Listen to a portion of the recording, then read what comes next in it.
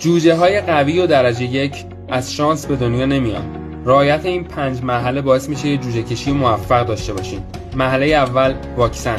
اولین قدم برای جلوگیری از هر نوع تلفات در فصل جوجه کشی. مرحله دوم، انگل زدایی کامل.